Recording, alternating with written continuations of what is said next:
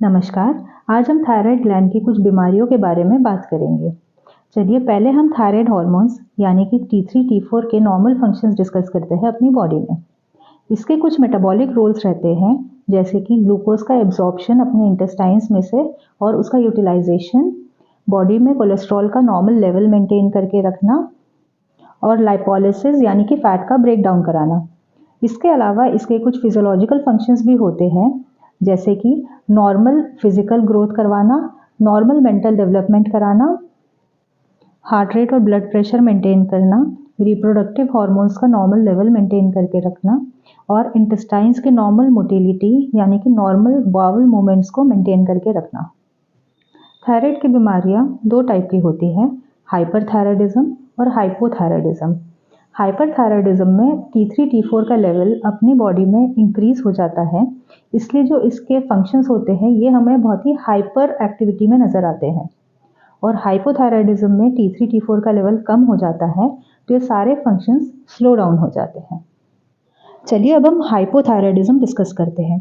Hypothyroidism दो type का होता है, प्राइमरी हाइपोथायराइडिज्म और सेकेंडरी हाइपोथायराइडिज्म। प्राइमरी हाइपोथायराइडिज्म हम तब कहते हैं जब थायराइड हार्मोन्स के कम होने की वजह थायराइड ग्लैंड में ही लाई करती है, यानी कि प्रॉब्लम थायराइड ग्लैंड के अंदर ही है। सेकेंडरी हाइपोथायराइडिज्म हम तब बोलते हैं जब किसी थायराइड ग्लैंड को कंट्रोल करने वाले हार्मोन्स में कुछ कंसंट्रेशन ऊपर नीचे हो जाती है, जिसकी वजह से थायराइड हार्मोन्स यानी कि T3 T4 की मात्रा कंसंट्रेशन अपनी बॉडी में कम हो जाती है। हम मेनली डिस्कस करेंगे प्राइमरी हाइपोथायराइडिज्म। प्राइमरी हाइपोथायराइडिज्म के सिम्टम्स जैसा कि मोस्टली लोग जानते हैं, वेट गेन होना, ठंड के प्रति बर्दाश्त कम होना, कॉन्स्टिपेशन यानी कि कब्जी होना, लेथार्जी होना, हमेशा थका थका फील करना, मूड स्विंग्स होना, डिप्रेशन होना, हार्ट रेट कम होना, ये सब होते हैं। बच्चों में कुछ अलग सिम्टम्स दिखने को मिलते हैं, जैसे कि उनकी फिजियोलॉजिकल डेवलपमेंट कम होना, हाइट थोड़ी कम रह सकती है, मेंटल डेवलपमेंट कम होना, उनमें मेंटल रिटार्डेशन भी हो सकता है। जब बच्चा माँ के पेट में होता है, उस टाइम पे अगर मदर को हाइपोथायराइडिज्म हो गया तो बच्चे में कुछ कंजेनाइटल एनोमलीज यानी कि बनावटी खराबियाँ आ सकती हैं।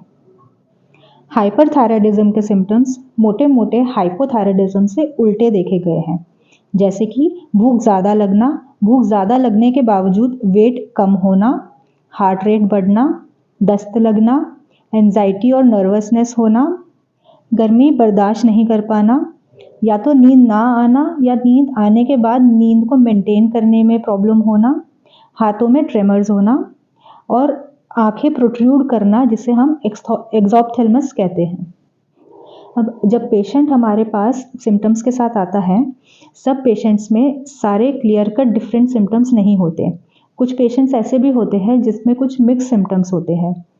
तो ये पता लगाने के लिए कि ऐसे पेशेंट्स में कौन से टाइप का थायराइड है और उस बीमारी का रीज़न क्या है, कॉज क्या है, ये पता करने के लिए कुछ टेस्ट होते हैं। जो कॉमन टेस्ट है वो ऐसे होते हैं, hormones, T3 T4 TSH, ultrasound और रेडियो आयोडीन अपटेक। इससे हम मोटा मोटा पता लगा सकते हैं कि पेशेंट को हाइपोथायराइडिज्म है या हाइपरथायराइडिज्म है और उसका कॉज क्या है। हाइपोथायराइडिज्म का ट्रीटमेंट मोस्टली मेडिसिन से हो जाता है। बहुत ही कम केसेस होते हैं जिसमें कि सर्जरी की ज़रूरत पड़ती है, लेकिन हाइपोथायराइडिज्म की मेडिसिन ज़्यादातर लाइफ लॉन्ग चलती है। हाइपरथायराइडिज्म जो डिजीज़ है उसकी शॉर्ट टर्म मेडिसिन चलती है, ज़्यादातर लाइफ लॉन्ग नहीं लेनी पड़ती और बहुत कॉमनली सर्जरी की ज़रूरत भी पड़ती है। आशा करती हूँ इस वीडियो से आपके थायराइड से रिलेटेड काफ़ी डाउट्स क्लियर हुए होंगे। वीडियो देखने के लिए धन्यवाद।